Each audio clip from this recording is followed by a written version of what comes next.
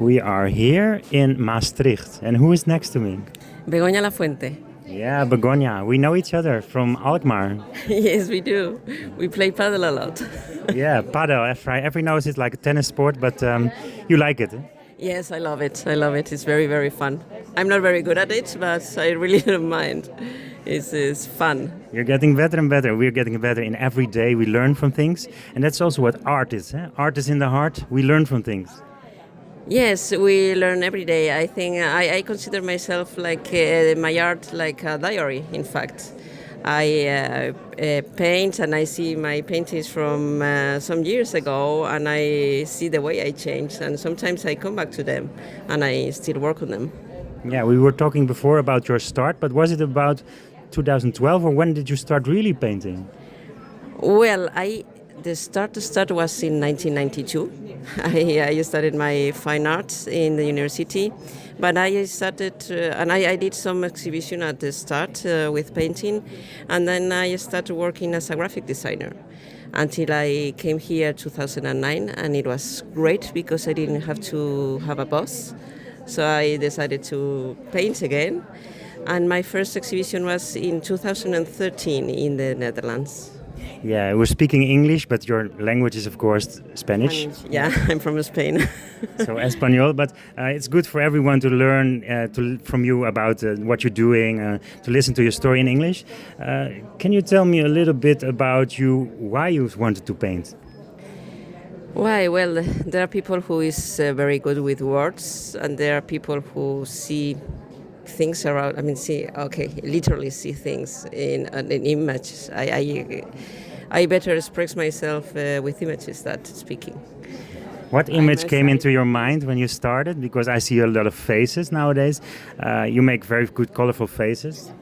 Oh, what inspires me is color, and of course, people around me inspires me a lot. It's what really makes my world go around. So when you started in 92, you say, was it also the family life you were inspired by? Or? Oh, my father used to be an art collector, and I always went with him and my mother to galleries and art fairs. I was used to art. It was part of my life already. So, I decided to study fine arts, and I did my exam to get in the university, and I passed, and okay. Here I am. And now you're at the EuropArtFair in Maastricht, so that's a big thing to do. Yes, it's very nice to be here, and the stands look pretty with a black background. It's my first time in an exhibition that I have black background. Until now it was always white, and it's very nice to the artworks. They pop up. It's very beautiful. So now you're telling something about this work. What is the name of the work? It's Ova Blue. And how is it made? It's I started making scanographies with a scanner, this normal scanner that you can have at home, and I scan flowers. I love to scan dry flowers and things that I find on the table, and nice textures, papers, and things like that. And then I play with it in Photoshop. I have to really work on the images, because when you scan something, it looks very, very hairy. All the texture gets very powerful. You lose the sense of perspective. Everything is the same plane and very, very texture. So I think it's very interesting. What can you do to make that more interesting? How to make it stronger, to get it in front of the styles, the background and the colors? Well, what I do is I make silhouette faces, but not exactly the face. Yes, what you can recognize in the face, the shape of the eye, maybe the nose, maybe the mouth, is that it makes you recognize as a face, and you complete the image as a viewer. You don't need to see the face.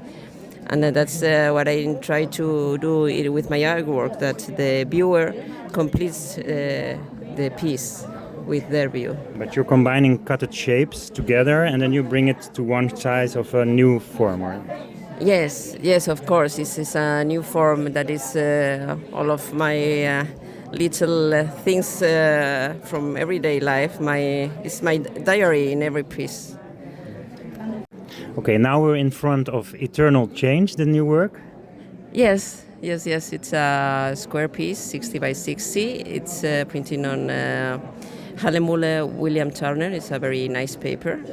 And I work on top with gold sleeve and acrylic and a collage. It represents two figures at the same time. Even you could have even three lectures at the same time. They see the silhouette of a young lady outside, and A very young lady. Yeah. A kid. On inside, you can see, if you take a look carefully, you see the silhouette of an old lady.